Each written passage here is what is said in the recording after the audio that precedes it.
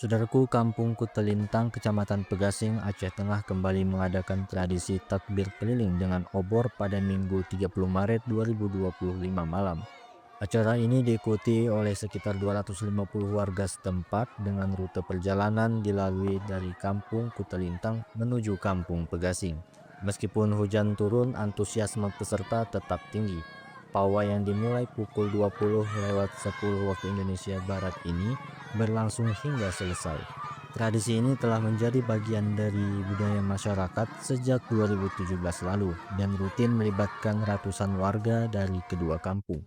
Hairul Mahendra, tokoh pemuda Kutelintang, menjelaskan bahwa takbir keliling bertujuan untuk memperingati hari raya sekaligus mempererat silaturahmi.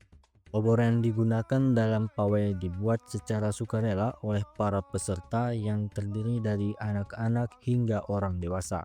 Hendri Faisal, Ketua Pemuda Kampung Kutelintang, menambahkan bahwa selain melestarikan budaya dalam menyambut Idul Fitri, kegiatan ini juga berfungsi sebagai upaya mencegah kenakalan remaja.